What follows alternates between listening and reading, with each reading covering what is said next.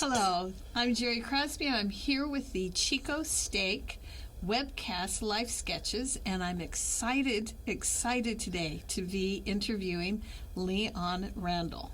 So good to have you with us, Leon, on this side of the camera. It's interesting being here on this side of the camera. So for the people who don't know, you have been part of the production team since we started. Almost. And that's really where our friendship kind of began. And I just think you are the greatest person on the face of the planet. So I'm going to do a little bragging on you before we start the interview. I think if you looked up Good Samaritan in the Bible dictionary, your picture's there. I'm serious about that. You are one of those people who have learned the true Christ-like ability to serve without asking for anything in return. And you humble me with that example. Well, you're very sweet. And so I wanted to put that out there before we even started because you are an amazing man. Thank you so much. That's sweet. So to get started, can you tell us a little bit about your childhood and where you grew up? Sure. I was born and raised in North Dakota. Born in a home of friends of the family because they wouldn't let my father in the hospital for delivery. Grew up on a farm. Farm that was homesteaded by my great-grandfather. So I was kind of always aware of my great-grandfather and my grandfather, who both could fix anything. To see the whole world around me that was built by my grandfather and great-grandfather's hands was incredible. We had a shop on the farm that it was run down by the time I was growing up, but it had tools in it made by hand, a forge. It had all these hand-working machines, and it was just stunning to me. I couldn't get enough of that. It made me so curious, and I was always building something or welding or manufacturing something at home. I was a middle child, so I was left alone a lot, which is good and bad, I guess. For us middle children. Yeah, yes. Very independent.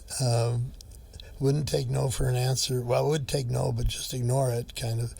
And then being on the farm, there was always a lot to do, chores and just keep yourself entertained, be outside until the lights come on in the house and milking's done, and then come in and eat and do the rest of the stuff, you know. So it was busy. And I did not like being on the farm I never wanted to be a farmer, I should say it that way. I liked growing up there, but it kept me out of school athletics and all those things because I was always busy with chores. We had 4-H. We were involved in 4-H as kids. And and you have to explain how being on a farm and being in 4-H led to a singing career, because that's pretty unusual. Oh, I was really fortunate. Our 4-H club, you do all the things every 4-H club does. You learn crops. You learn the difference between weeds and seeds. You raise cattle. I happened to raise a pig for the show, and you judge crops, and you raise fruits and vegetables and all that. And you have lessons about how to fix a car and all these kinds of things. But then our 4-H leader, I think he was really inspired. He loved music. He had 2 boys that played accordion. And he got all of the 4-H members involved in a band. He started a band called the Liberty Grove Ranchers 4-H Band. And the first time we performed was at a 4-H thing called Achievement Days, where all of the 4-H clubs offered some kind of skit, and I've compared it to our road shows in the church. They all did some kind of skit, and we went in with the 4-H band. And at the time, I was 9, and there were 2 other young boys my age, and he had us sing, and the rest of the band played, and we sang. We did a Czech polka and then a waltz, and we sang them both. And the band won first prize, which was $22, and we all went out for hamburgers afterwards. And so the 4-H band developed, and we did this Achievement Days gig every year. But after about 5 years, they told us we couldn't do it anymore because nobody else was winning. But at the same time, we were playing for nursing homes, and we were playing for different functions. And the band evolved as kids that were in 4-H club took an instrument in school, they stopped playing something that was just click together and make noise and brought their instrument to the band. The one accordion player, Arlen, he was the older one, he was a really good musician, and he could transpose the music. So he wrote all the charts for all the group, and he could, write it for the saxes, no matter whether I played alto or baritone or tenor, he'd have it written for my part. And they made bandstands for us that said Liberty Grove Ranchers on it. It was quite official. We had a ball doing that, and we learned to really entertain people, and I loved being on stage. I loved, not only we played lots of dances, but we also played for senior citizens, and we played for the governor one time, and it was just awesome. It was just so much fun. And that led to 3 of us in the band eventually started a rock group and played in high school and developed that, and that was eventually 5 of us played in that. That was called the Debonaires. I love that you were the Debonaires. I can see you as a rocker, Leon. We weren't the Debonaires, but my best friend was the guitar player, and we were practicing in his home, in his basement. His parents were musicians as well. We were practicing in his basement, and his sister came down to sing, and our bass player was sweet on her. Well, all of a sudden, she's in the band. Her name is Deb, so now we have to be named after my friend's sister. So we had to become the heirs to Deb. I like it. So we did that. And, I like it. And then eventually I was invited to play with another group. 3 of them at the time were my cousins. And we called ourselves Crystal Sunshine. And that was when I was a senior and then after high school. And we played a lot. I made decent money with both the high school band and that band, but we traveled around the states quite a bit, the tri-states, Minnesota, North Dakota, and South Dakota, and until I left because I needed to get a real job and find my way. Now, did music also lead you to your wife? Indirectly, yes, I guess so. I was in an international music camp between my junior and senior years in high school and met a fellow. We became really good friends. He was a drummer, and he dated another drummer whose sister was my wife, Sharon, and I met her sometime later. I met her when I was visiting him in Bismarck, North Dakota, and it was winter. And the way my wife will tell it is, I carried her into the house, which I did. There was snow on the ground. She had a cast on her leg. She'd broken her leg skiing. And she will tell people that I banged her leg against the door frame taking her in the house.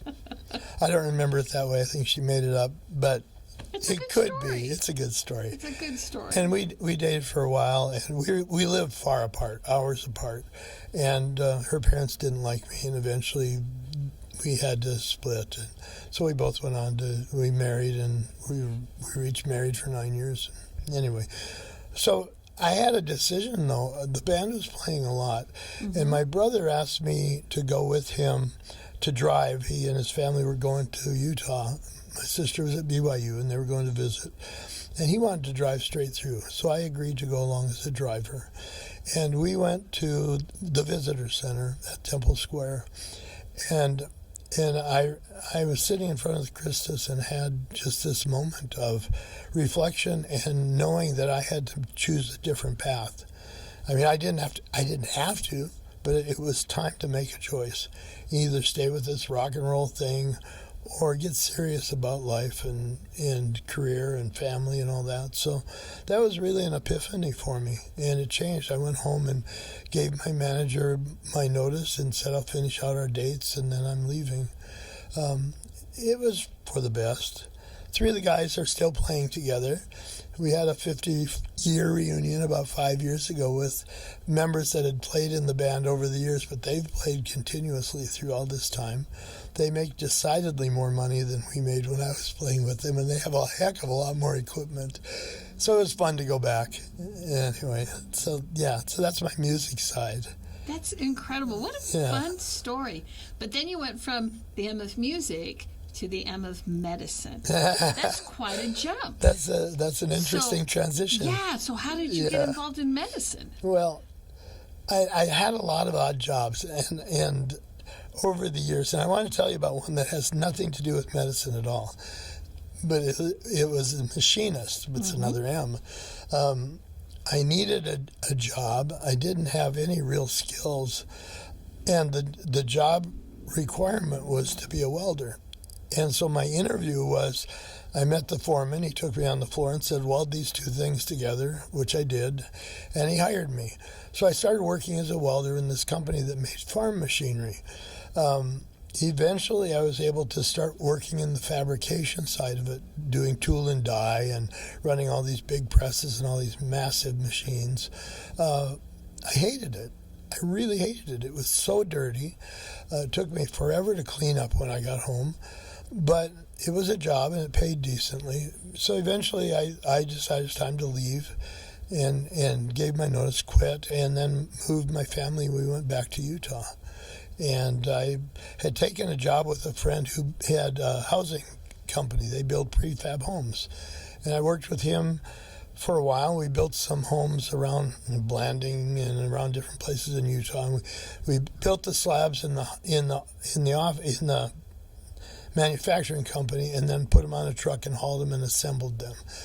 And that was interesting until the day I came to work and the gates were locked and they had filed bankruptcy. So, it was the end of a pay period, no paycheck, and I did whatever I could to find work. And at one point then I went to the BYU and sat with the counselor and said, look, I've got a family, I need a job, and I want a career that no matter where I go, I can go to work. And she talked to me about nursing. So I thought about it, prayed about it, and took the prerequisites, enrolled. Fortunately, my high school grades were not great. I had a lot of things to do in high school, and studying wasn't one of them.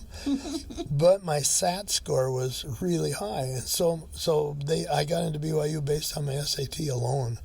But I took my classes, my prereqs, and I remember clearly, it was 17 units in psych and chemistry, and it was a heavy load. And I got a 3.58. I don't know if you want to know the specifics of my scoring. Well, I know where your story's going, and I think it's a good story. So I got a 3.58, and I get called into the dean's office that summer when they're going over the applicants, and she said, you did really well in your prereqs, but I got bad news. We have a GPA cutoff of 3.63, and you didn't make the cut. And I said, you got to find a way. You got to find a way to get me in. I worked so hard to be at this point. And she said, there's just no way. Well, as it happened, Dallin Oaks was in my ward, and I knew him. It was a good ward. We had Hugh Nibley and a bunch of other stars, but Dallin Oaks was in the ward. I knew him not well, but I knew him. He was president of BYU at the time. Yeah. And so I said, well, I'm going to go over and talk to President Oaks and see what he can do. So I did. I went over to President Oaks' office and asked the secretary if I could meet with him. And she said, well, he's in a meeting. He'll be about 10 minutes if you want to wait. And I said, yeah, I'll wait. And a few minutes later, the phone rings. And she says, yes, he's here. Yeah, I'll send him right now. She said, the dean wants you to come back over. And so I go over there and she says, well, we found a way to get you in. You're the only male that has applied to the program. And so I got into the program, and that was the hardest thing of my life, going through nursing school. Hard in a lot of ways. One was we had to wear these blue vests for nursing. The nurses had to wear dresses that are these blue. Well, there were no men. I had to go to the store and find a simplicity pattern and the fabric and make my own smock. I was required to have white shoes. There were no white shoes in men's sizes. So I had to find white shoes and dye them white. It was really funny. But anyway, school was hard, but it was the best career choice I've ever made. So you were basically one of the first DEI hires. You were a diversity I was a DEI hire. I was. I have to tell you a funny caveat to the story, though. So I was at one of our state conferences recently. Elder Suarez was here, and between conferences, we were having a little dinner, and I went. The president's on one end of the table, so I go to the far end. Well, Elder Suarez sits down right next to me. And so we're talking. He's telling me about your background and so forth. And so I tell him a little bit, I'm a nurse, and how did that come about? And I said, I want to tell you a story. President Oaks has no idea how much he changed my life. And I told him that story. He said, well, he'll know now. So I finally got to tell somebody that will tell President Oaks how much he helped me. Well, and there you go. So if we are here in Chico and we need any nursing aid, we want the nurse that President Oaks provides. Yeah. I'm okay with that. I'm coming to you, Leon. He never knew. So, and nursing, my direction in nursing was surgery. I didn't like being on the floor. I didn't like all that. But I loved the OR. And so I spent my whole nursing career in the operating room. And it was just been great. I was a director for about 35 years. Really fun. All of your medical background, and I know we're going to come back to the machinist background in a moment, all right. But took you to Liberia, which is a very, very unique aspect of your life story. How did you go from being a surgical technician in the OR to helping all of these people in Liberia with their medical equipment and training? I'm glad you asked that. That was really fun. Early in my nursing career, I was in the operating room at Enloe Hospital, and I was sent over to their warehouse to get a piece of equipment. And it was like the warehouse in the end of Indiana Jones. It was just this endless room of medical equipment, beds, and just anything you could think of was there.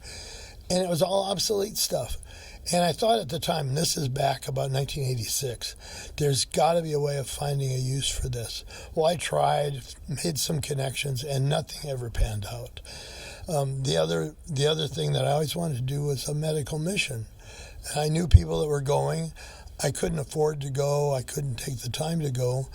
And then finally, in 2009, my brother was on the board of a group called Children's Surgery International, and he's a nurse anesthetist. So I have a younger brother that's a nurse anesthetist, a younger sister that's a neonatal intensive care nurse. We all went to BYU. My sister had a sociology degree and couldn't get a job with that, so she came to nursing. So we all been nurses all our lives. He invited me on this trip. And he said, of course, I have to get board's approval, so board meets tomorrow, and then we'll let you know. And in the meantime, I called my sister, who had been on a couple trips with him. And I said, you invited me. You've been on the trips. What's it like? She said, I love it. And I would do it again in a heartbeat, and I would go almost anywhere. Where wouldn't you go? Liberia. We went to Liberia. It was horrible. She said the hospital had no air conditioning. The housing had no air conditioning, no running water. A few hours of generator, and then it was dark. We had to take baths out of our water bottles. It was awful. And next day he called me. He said, you're invited on the trip. He said, I told them that if a machine breaks, anesthesia machine breaks, you can fix it. If suction breaks, you can fix it. If the transmission falls out of the bus, you can fix it. So they've invited you. So that was my first trip to Liberia, and it was scary. I mean, leaving Chico to do that was scary.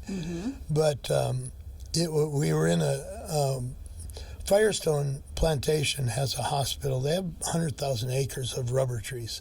So they have their own hospital, and they have a guest house. And the guest house is like it's quite nice because they're really clean. They have air conditioners, so that's good. And they have a dining hall, and the food is all prepped, and it was fun. And the team, it was really interesting because we all had the same personality. We sat down the first night for dinner, and our stories were the same. Our loves, our dislikes were the same. It was really interesting. One of the things that was so interesting about that trip is that the president of Firestone Rubber was there with us, and we got to be pretty good friends. Dewside Hospital has been out of circulation for years because of 12 years of Civil War. They had no equipment left. The hospital had been rebuilt, but not refurbished. And so the surgery group brought everything with them, but that means they took it all home with them as well. So I told Dan, who was the president of Firestone, I said, I know where there's tons of medical equipment. I know it's everywhere, and if you'll supply the means of getting it to Liberia, I'll find it for you. And I'll tell you, it won't cost you a cent. And then you pay me to come back over, pay my airfare to come back over, and I'll come and set things up and teach people how to use them, make sure they're using it right. So I went home, and within about a month and a half had a semi-load of equipment on its way to Baltimore and then onto the ship. When it arrived, I went there and set things up. And when I came back, our hospital had to get rid of all their hospital beds because they didn't have patient alarms, and California mandated them to have patient alarms. So they had 30-some beds out waiting to be disposed of. And I asked, can I have them? Well, yeah, it's going to cost us about $30,000 to get rid of them. If you want them and can get rid of them for us, yes. So that was my second load, was entirely hospital beds, another month. So by the end of that summer, I had 3 shipments go over there and had gone over there 3 times to set up equipment and teach. And it just developed from there. I think by the time there's a group in Chico called Project Save, and I eventually started working with them, and I would do the big equipment and they'd do all the soft goods, and eventually I passed everything on to them. It's a lot of work now. There's a lot of labor in the inventory. Has to be exact. WHO has requirements for expiration dates and all these things. It wasn't that way when I was doing it. I'd send a load and it would say donated medical equipment. That was the paperwork, and Firestone took care of the rest. So in the meantime, now I find that our hospital has an ambulance that they have to get rid of, 250,000 miles, and it has to be sold. They're going to sell it or donate it. So I convinced the president to donate it to me. And so I got an ambulance over to Liberia. It's shipped to the East Coast and went on a ship. And so that was the first one. And so when it got over there, Dr. Mabandi is the medical director of the hospital, or was at the time, and he called me to say, the ambulance got here. He said, they brought it to my house. The medical staff brought it to my house. He said it was like a clown car. They stopped at my house, and all these people, one by one, kept coming out of the ambulance. So there were about 20 people that were in that ambulance when it came over. So that was a great thing. That first ambulance ended up sending 4 eventually to Firestone. And through Ebola and then COVID, I think we've sent about probably close to 14 or 15 ambulances to Liberia, some to Nigeria and other places. So to summarize, to make sure I've got this straight, you have kind of just become the large medical equipment acquisition hub, and then are you still working primarily with Firestone, who transports it then for you? And then you go to Liberia and Liberia, and help show them how to use the medical equipment, how to set it up, make sure it's all working correctly, and train them mechanically as well. Yes, it's changed quite a lot. Firestone, the Dewside Hospital, is pretty well equipped. Now what we do is if I send a load over, we split it up, or they decide what they need and then make sure other clinics have equipment. I've also worked with a couple of different senators and congressmen, and we go to their district, like the one we went to 5 clinics, and the clinics each made me an inventory list of things they really needed. And so then we looked for that, if we could get it. So that was kind of fun. They needed OB beds, or they needed delivery beds. And they sent me a video of their nurses pretending to deliver on these new beds when they arrived.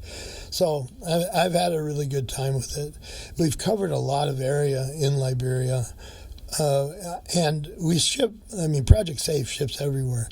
They were shipping about a container a month to Ukraine. They've shipped to Vietnam, Papua New Guinea, Nigeria, I can't even say. They have flags of all these countries. And I've kind of stepped back from it. How many times do you think you've been to Liberia? At least 30. Wow. Yeah, in that 10-year time frame, at least 30.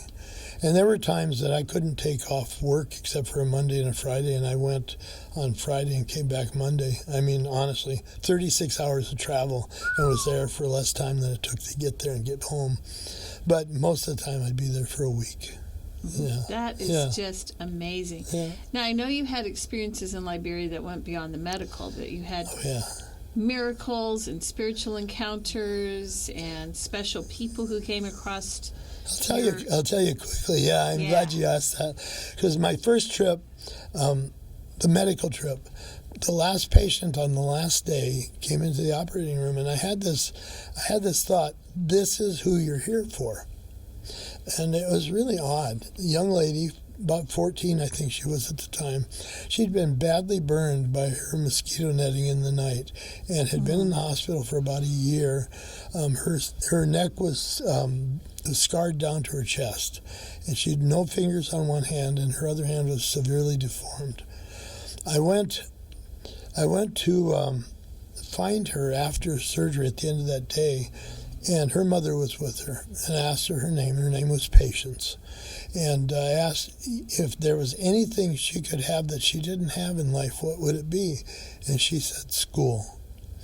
So I went home with her name written down on a piece of paper and the knowledge that she wanted school more than anything else. And so it's a little miracle. I just will share it really quickly. So a couple of weeks, 2-3 weeks later, I'm home, and I call Dr. Sherman, who was one of the surgeons during our surgery trip.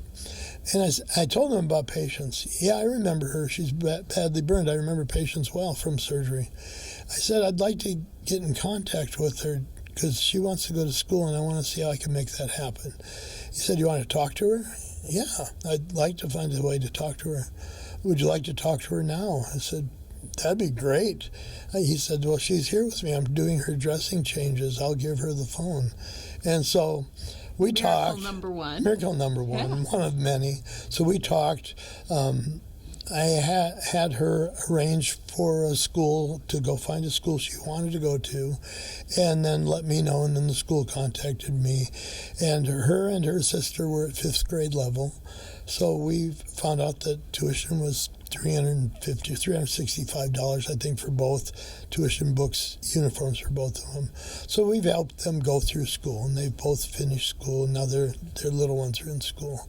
So that was a miracle. And Patience is part of our family. She calls me Dad, and her sister calls me Dad. So that's just been our life for 10 years now. That is amazing. And I know one more Liberia story.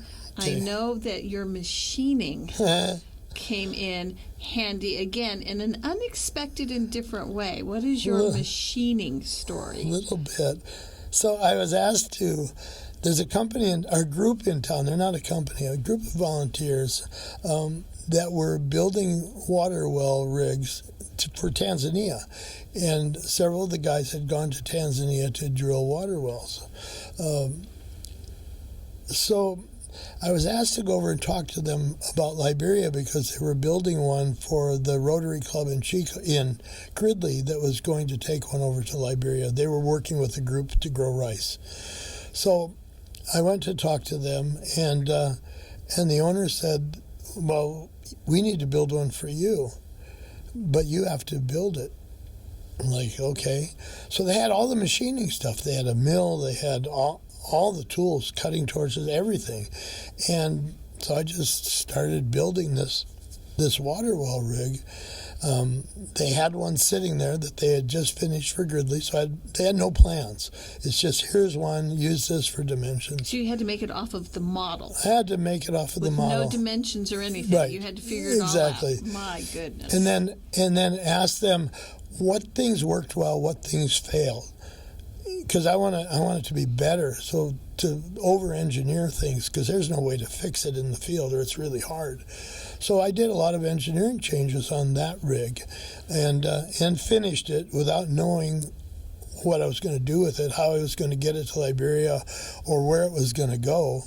So I had talked to the president of Firestone. I said, I built this. Can I ship it with a shipment? Sure. So I shipped it. They stored it for me.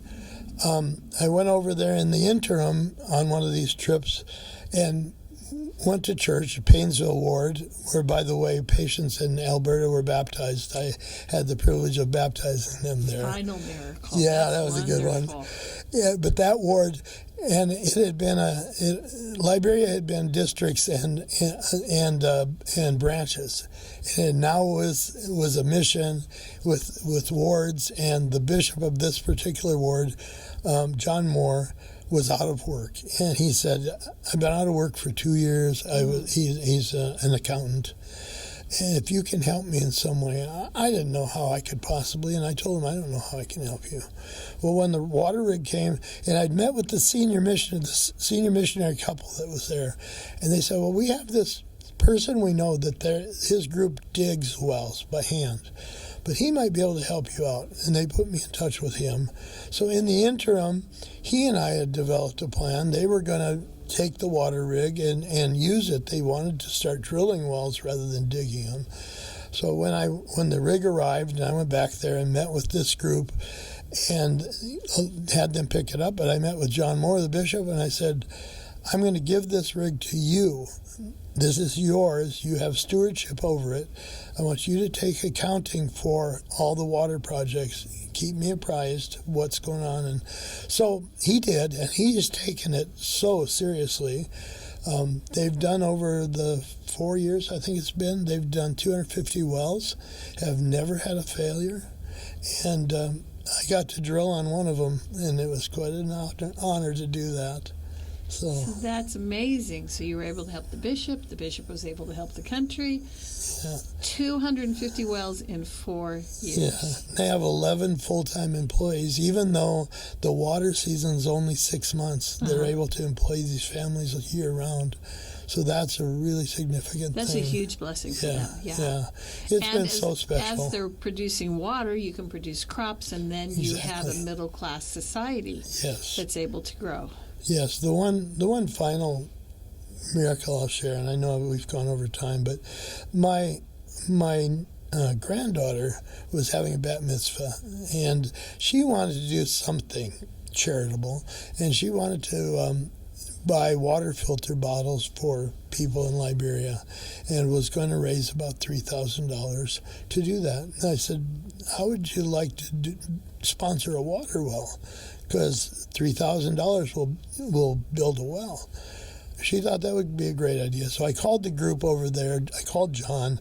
He said, "Well, we have one well left for this season. It's been paid for, but I know they won't mind if their well gets drilled next year, as long as the well gets drilled." I said, "Would you be willing to do it for her? She doesn't have the money now, but she's raising it." He said, "Yeah, we'll do it for her." And within 2 weeks, the well was drilled, and she had the money and paid for it. And so her name, Ruby and Friends, is on the well of this village. And the village was walking 5 miles to carry water from the river. And now they have a pump in their village and clean water every day. That's a really significant miracle to me. The blessings that we take for granted, that I can have multiple sources of water in my home. Yeah, absolutely. Yeah. So, yeah, it's been pretty special. Well, I said to you before, I think we could do 10 different interviews with you and get different things. And what we've had so far is so delightful. Thank you. If you could have a final message to leave to our viewers and to your family, what would your final message be? I have two. I was just thinking about it. I knew you were going to ask me that.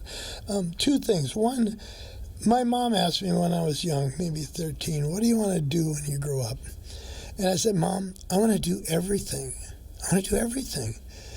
And I thought about that all my life. You know, I've had so many neat experiences. It means that you can probably only be mediocre at most things. You can have the experience of a lot of things and not even be mediocre. But it's okay. That's okay. But the blessings of doing that are uncountable, if that's a word.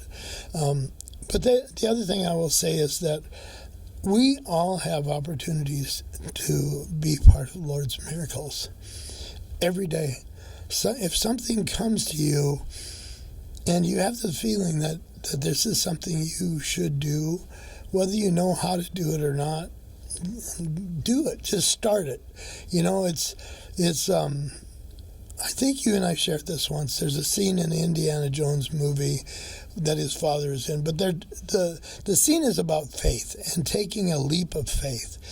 And there's nowhere I've ever seen it better than in this movie, where Indiana Jones' character has to step off this cliff with faith, and he steps down, and there's this perfectly camouflaged walkway. He throws gravel over it, and you can see the whole walkway. And I think that's what it is. You have no idea what's going to be there when you take that step.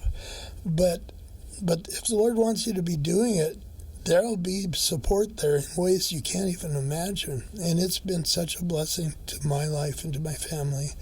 I can't even tell you how honored I am to have been part of that journey. I don't know what's left. How very much like Nephi. I will go and do the things which the Lord commands, for I know he will prepare a way. Yeah. That I may go and do the things. That's really it. That's yes. it. Yeah. Yep. Well, thank you so much, Leon, for giving us your time, for being behind the camera and now being willing to come in front of the camera. It has been a delight. Well, you're wonderful to work with. Thank you, Jerry.